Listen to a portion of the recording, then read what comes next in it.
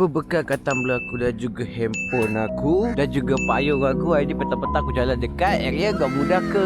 Aku sekarang dekat Town Square Park tau, betul-betul dekat depan Place Mania, Central Park, The Hive. So jom kita jalan-jalan. Aku rasa macam aku ni dekat Europe ke tu lah. Aku nak gambar. 1, 2, 3.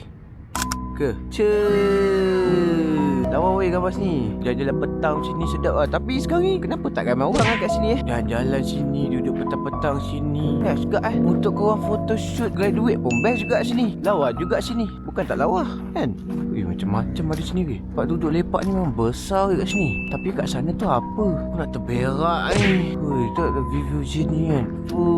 Dah terlepak pula. Kalau aku tak gambar sini kan. 1, 2. Helak. Lawa je tempat-tempat sini. Korang je tak pernah nak explore. Lama. Nice gila. Tempat Gamuda Curve ni sebenarnya tempat yang baru tau. Tapi itulah ramai tak tahu sini. Nanti aku akan cuba banyakkan video aku dekat area sini. Kedai-kedai makan sini. Uish. Dingless B. Ada apa ke dalam ni weh? Nice to meet you. Dingless B. Ada lebah. Hari pun nak hujan, nasib baiklah aku bawa payung aku weh. Jangan tiba-tiba ada ular pula dah. Ada ular mana yang Pak Karim. Aku nak pergi usah sana kejap lah. Ada apa kat sana tu? Hari ni video simple-simple je. Aku suka tempat-tempat macam ni. Aku suka jalan-jalan petang macam ni. So korang nak tak aku try yang sana, yang tinggi tu, ataupun korang nak aku try sana, Place Mania? Cuba korang komen. Apa-apa pun, hari nak hujan. Ciao.